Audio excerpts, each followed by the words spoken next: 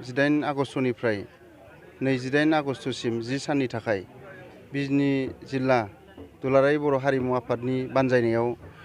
BTR सरकारनि मददजों बे फोरोंथाय बादा बेखौ लानाय जादों टेंफाख्रिनि गेलेग्रा फोथाराव बरलागावनि बेवहाय बिजनी ओनसोलनि गोबांथार सोलोंसाफोरा दिनै गिबि बेखेवनाय सानावनो बाहागो लाफैदों आरो गाबोननिफ्राय बांसिनै बाहागो लाबावगोन मानोना बिजनीयाव बेबायदि हारिमुनि गिदिरथार वर्कशप बियो गोबाव सान जाबायमोन जोंनि मोनथिनायाव 2005 नि उनाव बियो दिनैसो जादों बे वर्कशपआ आरो बे वर्कशपनि गेजेरजों जोङो बेखौनो मावनानै दिन्थिनो नागिरदों जे सोलोंबा बयबो हायो आरो मोनफ्रोमबो गामिनिफ्राय बे फोरोंथाय बादायाव बाहागो लाफैनांगौ मानोना जोंनि बे दोरोङारि मोसानाय जोंनि दोरोङारि दामनाय देनाय बेफोर गासैखौबो जोङो इयुन जोलैनो होलांनांगोन जोङो नुयो गोबां गामियावनो दामनो गोरों गैया आरो दामनो गोरों दंबाबो बैसो जानाय मानसिफ्रा जोंनि दोरोङारि दामनायखौ जों नुदों दा बेखायनो बे दोरोङारिखौ जोंनि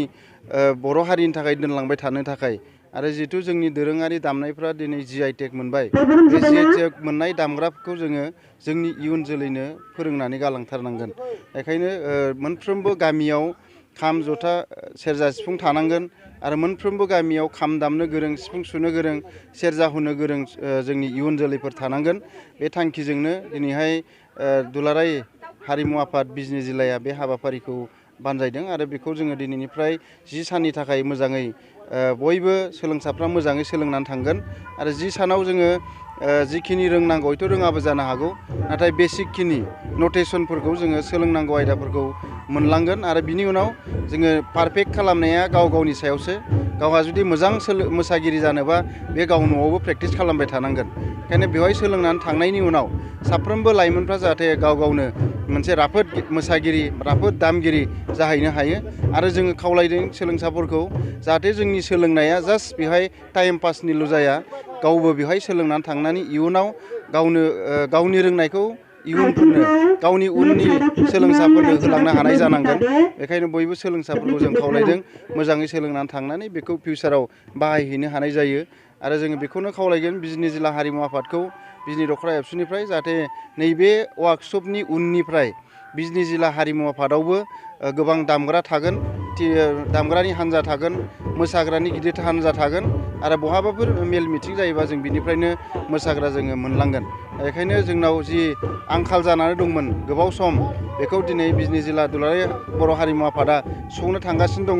आरो बेवहाय दिनै जों नुबाय उन्दैनिफ्राय लानानै हाबा जानाय आइजोफोरसिम बेवहाय सोलोंनो फैदों बे दोरोङारिखौ दिनैहाय 200निबो बांसिन बेवहाय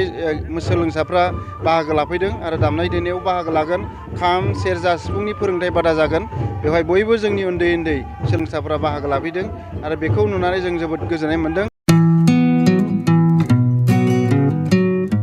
मोनसे फोसावथाय नोंथांमोननि थाखाय मोनसे गोजोनथाव खौरां लानानै फैदों।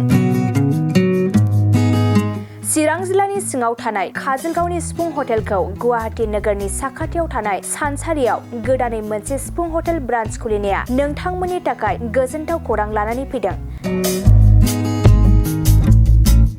नोंथाङाबो जुदि गुवाहाटीयाव थायोब्ला एबा गुवाहाटी नोगोराव दावबायहैनाय समाव बर'नि दोरोङारि ओंख्रिखौ जानो लुबैयोब्ला गुवाहाटी नोगोरनि साखाथियाव थानाय सानसारियाव गोदानै बेखेवनाय सिफुं हटेलाव थांनानै जाहैनो हागोन।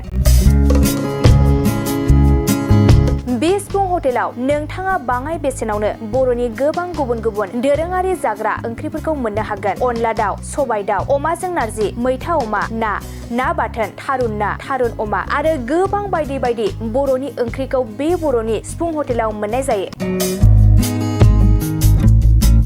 स' सोरबाफोर जुदि बे सिफुं हटेलाव बर'नि संनाय खावनायखौ जानो थाखाय सिगांग्रो अर्डार हरनोब्ला नैबे 9864747796 9954772037 जानबुं नम्बराव कल खालामनानै बुकिं खालामहरनो हागोन।